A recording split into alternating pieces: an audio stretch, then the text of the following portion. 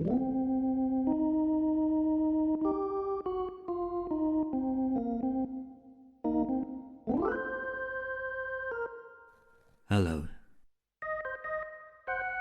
I'm John Patrick Higgins.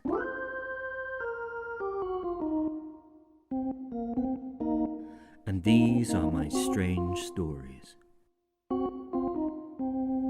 Why not relax, kick off your shoes, and enjoy the peculiar worlds inside my head? Inside John Patrick Higgins.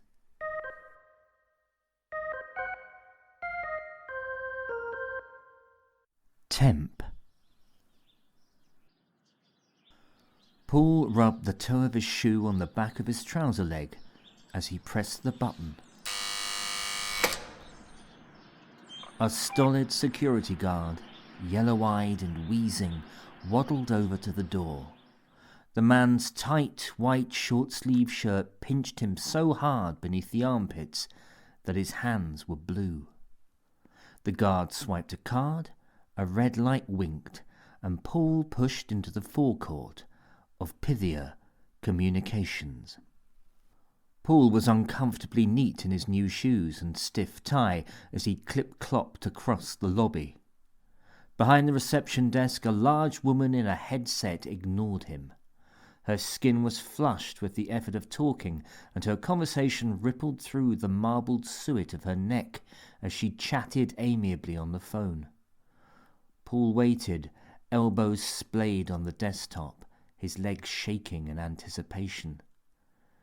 He did not want to be late for his first day on the job.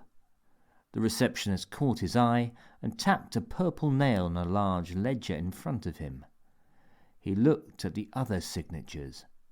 Dave Prosser, Pithier Communications, 8:48. Shireen Wenders, Pithier Communications, 8:51. Each name was followed by a signature and an odd little character, a gaunt and toothy smiley face inked in behind it. The receptionist tapped on the book again, the impact shuddering up her arm and causing her bangles to shiver. Paul signed the register and carefully traced the smiley face character after his name. The receptionist pressed a button and Paul was through a turnstile and into the lift. It was 8:58. "Hello, Paul, is it? You should have a badge.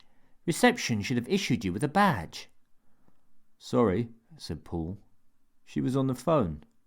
"You are specifically required to have a badge, otherwise you can't get in or out. She's made you a bit of a prisoner here." The slim young woman laughed at this, an abrupt laugh that Paul didn't share. She took him to a bank of desks, 6 cubicles divided like an egg box with an egg missing. Paul was the missing egg. He sat down. "Did the agency say anything to you about the work at all?" "Not really." "Well, don't worry, it's nothing too taxing. You're all temps on this desk, so matey boy next to you will get you up to speed, won't you?" She scanned the boy's desk and found a name badge. "Won't you, Owen?" The boy was pale and pinched, with a large red nose and acne trailing from the corner of his mouth. He nodded weakly. His large, glassy eyes were full of the glare of his computer screen. "Excellent," said the slim young woman. "Well, that's it. Any questions, don't be afraid to ask me. That's if you can find me." She gave her quick laugh again and walked over to the coffee machine. Paul turned to his new teacher. The boy's nose was perched on the cubicle's partition wall. "All right, mate, I'm Paul. What are we doing then? The agency didn't even tell me what Pithier Communications do. Is it data entry, yeah?" Owen said nothing. He continued to stare over the wall. Paul's too tight tie squeezed like a garrote. He wedged a finger into his collar to loosen it. "Which agency did you come through?" he continued. "I'm with Office Head." "We're all with Office Head," said Owen. After a couple of seconds, Paul realised that this was going to be Owen's only contribution to the conversation and decided on a new tack. "This is my first job, just for the summer. I'm off to uni in September." Owen giggled at this. "So what do we do?" said Paul, becoming annoyed. The girl said you'd tell me what to do." "We don't do nothing," said Owen. "What do you mean?" "We turn our computers on and we put our headsets on, but we don't do nothing." "The company pays you to do nothing?" "I don't do nothing, and I ain't done nothing since I come here." Owen pulled his nose back over the partition and stared into his monitor. Paul sat agitated in his tie. He had a healthy terror of authority, and he didn't want to be told off by the slim girl should she return. He stood up and addressed the rest of the temps, 3 girls and a boy. "Excuse me," he said. "Do any of you know what we're supposed to be doing? Owen here doesn't seem to have a clue." They ignored him, staring into their screens. "I'm the last," said Owen flatly. "They won't answer you." Paul felt a wave of dry heat prickle over him. He looked around the office. Gangs of people trailed up and down the corridors, looking for meeting rooms, clutching lattes and talking about their weekends. Hairy IT guys wandered around, tumbleweed in T-shirts, pointing to banks of computers and mumbling into their mobiles. This was the office life he was expecting, the office life that was going to look good on his CV, the office life that was going to provide him with valuable transferable skills. When he looked around at the temps, there seemed to be a change in the quality of the light. A pall was cast over this corner of the office. The silence, the lifelessness, the dull hum of their computer fans was unbroken by the chattering of fingers on keys. They really were doing nothing. There was a tap on his shoulder. It was the slim woman, grinning on full beam. Behind her at some distance was the receptionist. She was Christmas tree shaped away from the desk and was clutching the ledger that he had signed. Behind her stood a tall, long-haired man who had foregone standard business attire. He too was smiling brightly. "Paul, what are you doing here? You're in the wrong seat. What do you like? Come and meet Steve. He's going to be your daddy." She lifted Paul by the shoulders and escorted him over to a sunnier part of the room. As he walked, he looked back at the temps. Owen's nose dripped over the partition like melting wax. His empty eyes shone as he watched Paul being escorted away. They expressed nothing.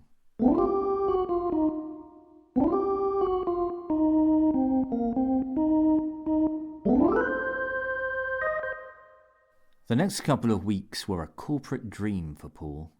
He attended meetings, made notes, made coffee, ran errands, and began to gather responsibilities like burrs on fur. Matey, silver-haired men asked him his name in an "I'm noting this for future reference" sort of way, and Paul went home smiling each evening and each weekend with money in his pocket.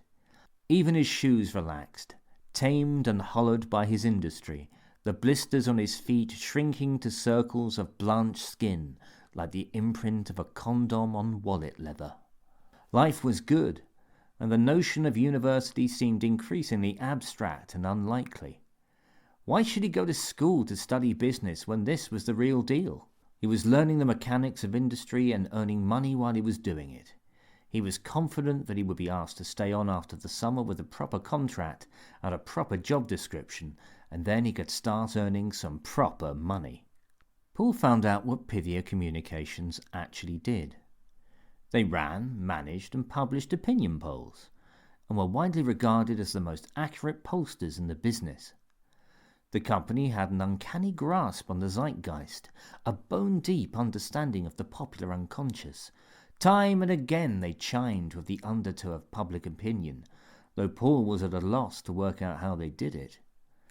The Pithier Communications ecosystem was a self-contained exercise in perpetual motion. Paper shifted from desk to desk, emails pinged between inboxes, and jolly people in well-cut suits strode up and down the corridors on an eternal quest for free meeting rooms. But Paul couldn't see where the company's statistics were coming from. The sales team brought in sales, marketing schmoozed big-name clients, and the chummy silver-haired men in their glass box offices did whatever it was that company directors did. but Paul never saw anybody collating any information at all. It was perplexing. Perhaps it was outsourced to India. Anyway, it didn't matter. All that mattered was that he had the bit of business between his teeth, and he was not about to let it go. It was just one thing still bothered him.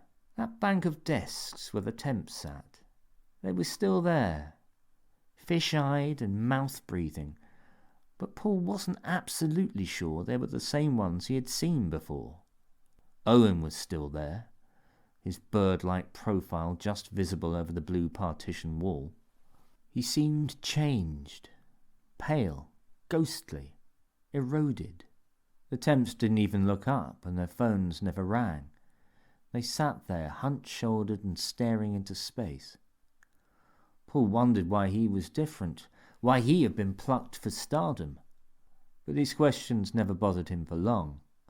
He was not a man given to idle speculation, except, potentially, on the stock exchange.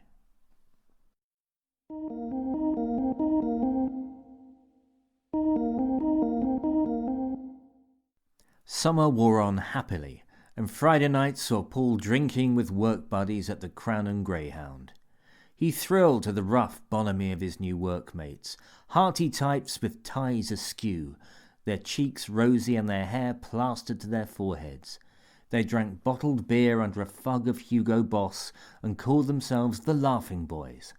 They drank till their eyes swam and the corners of their mouths were flecked with foam, so full of beer they were spilling over. At the end of an evening they sat, cheeks sticking to tabletops, untucked shirts hanging limply from their waistbands like pale, wrinkled cocks. And Paul was one of them, the youngest, the drunkest, and, until morning, the happiest. It was on one of these perfect Friday nights that Paul broached the subject of the Temps with Steve, his line manager. Steve was a great bloke, a giant red-faced party guy.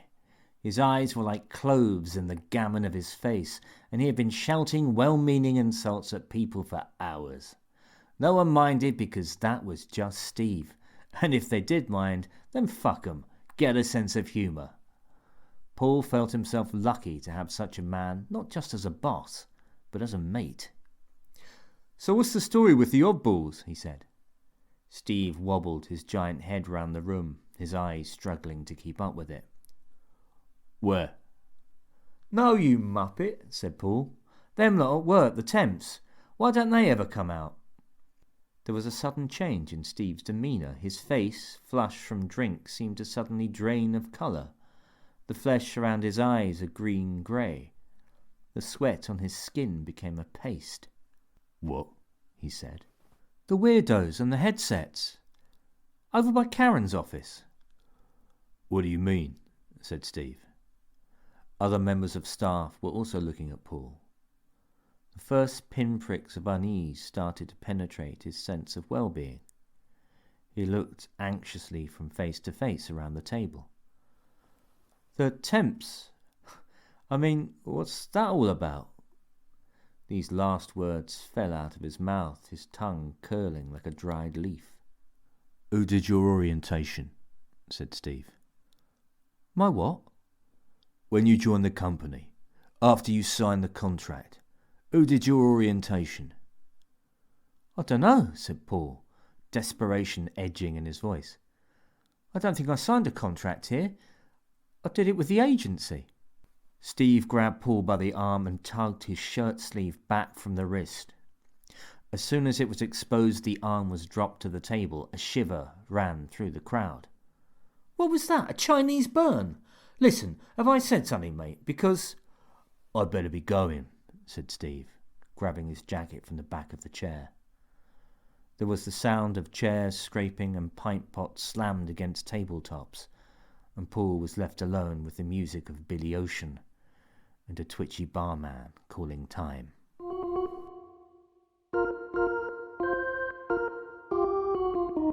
On Monday morning, Paul was called into an emergency HR meeting. Steve and Paul took the lift down to the basement. Paul had no idea what to expect. His stomach lurched and his throat tightened. What had he said? He'd been expecting something to happen following Friday night's strangeness, but an HR meeting. Was it disciplinary? Could he actually be fired? "Steve," he said. "Don't worry about it, mate," said Steve too quickly. "It's just something about your contract, something they missed when you joined. It'll only take 5 minutes." "Right," said Paul. "And it's got nothing to do with Friday? In the pub?" "Don't know what you're talking about, mate. I was arseholed." The doors pinged open and Paul was escorted to meeting room B. It was a large, blandly functional room containing a table, 4 chairs, and an unlabelled filing cabinet with a dusty aspidistra squatting on it. There was no natural light. At the table was a woman whom Paul had never seen before. She was small and thin, with close-cropped red hair. Her nostrils were arched and scribbled with crimson veins, as were her hairless eyelids. She stared at Paul and Steve with liquid blue eyes. No pupil. "Hi, Paul," she said, squeezing the corners of her mouth into what was not exactly a smile. "First of all, I don't want you to worry. This is a formal meeting, but not a disciplinary one, okay? We just want to get to know you a little bit better, okay? My name, for instance, is Jacqueline." "Paul," said Paul. "Yes, well, I do know that much at least," she said, "though not much more. This is, in effect, the orientation session you should have had when you first joined us. Obviously some sort of oversight there, so I apologize for that." Paul began to relax. It was just an HR meeting. All weekend, anxiety had lain in the pit of his stomach. Sunday night's sleep, when it came, was fitful, and dread squatted on his chest, binding him like swaddling.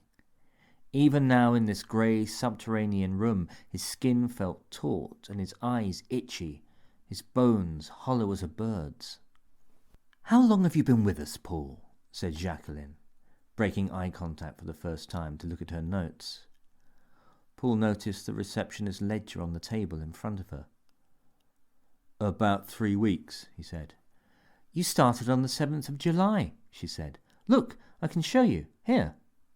She spun the ledger round, a colourless nail indicating his signature. Paul shrugged.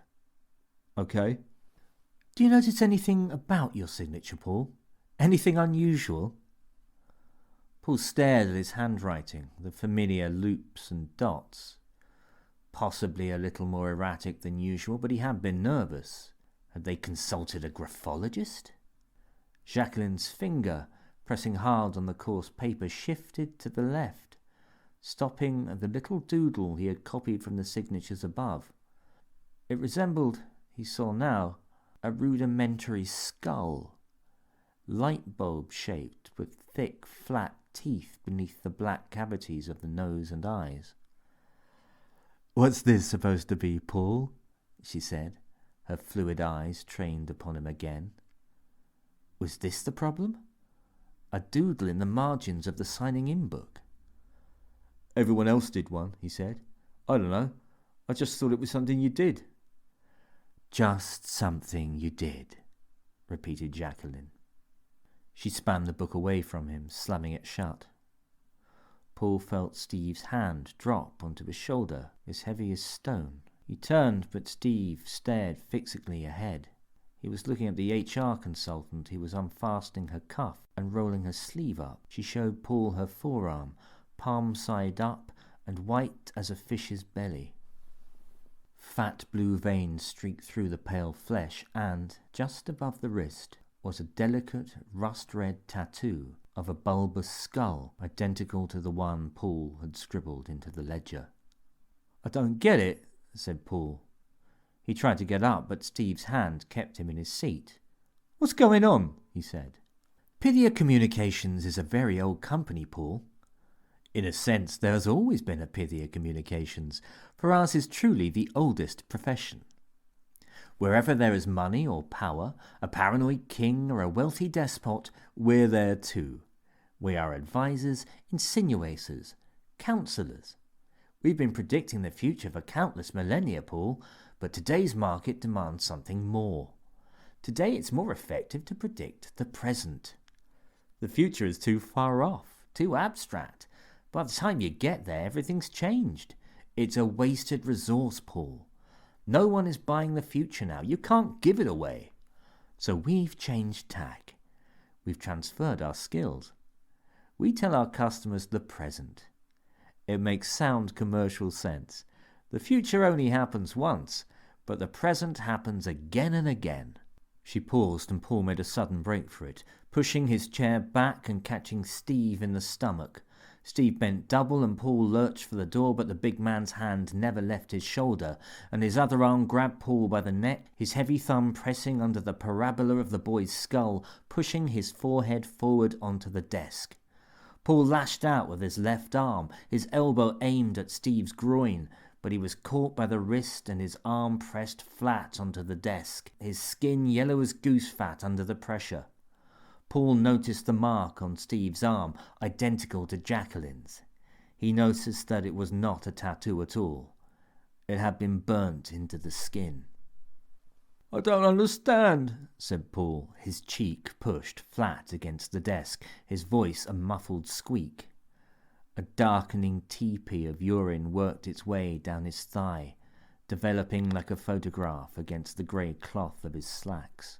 "Of course you don't understand," said Jacqueline, her voice lifting. "How could you? You were destined not to understand. You were processed through our agency as perfect modern material.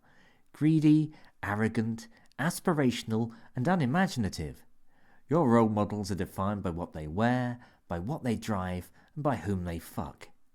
For you, success is saturation, the perfume, the ghost-written novel, the stilted cameo, the reality TV series and tie-in sponsored wedding. You snuff it up like piggies and we pick it out of your heads." "The Temps," said Paul. "The Temps, Paul. Well done. We've come a long way in divination from chicken guts and thrown bones, though we haven't really strayed too far from human sacrifice." Steve pulled Paul back into his chair, his arms circling his neck, but the fight had left Paul with his piss, and he sat back, his eyes half closed, white foam bubbling on his lips. "Our methods have changed," said Jacqueline, enjoying herself, "but the effect is much the same. We strip you of every impulse, every desire, anything that excites your lizardy little brains. It gives us a perfect photograph of a moment, a cultural snapshot, if you like. Of course, it sears the brain like flash-fried steak, and the subjects become unusable after a couple of weeks. The attrition rates are actually quite high, but that's business. The mediocre go to the wall." There was a brief silence in the meeting room. Jacqueline rose from her chair and perched on the edge of the table in front of Paul. She tilted her head and her forehead wrinkled into a soft frown. "I'm really sorry about all this, Paul. I know it wasn't exactly how you wanted things to work out. And I suspect you're starting to take quite a dim view of Pithier Communications. I wish I had better news. It's not all bad, Paul. We may be an old company, but we are progressive. We do recycle, for instance." "Recycle," said Paul, lost. Jacqueline smiled. "We have rather a lot of used-up bodies, you see. But if you haven't the stomach for it, I wouldn't go to the canteen any time soon. Actually, Paul, I'm being slightly disingenuous. You're going there, right now."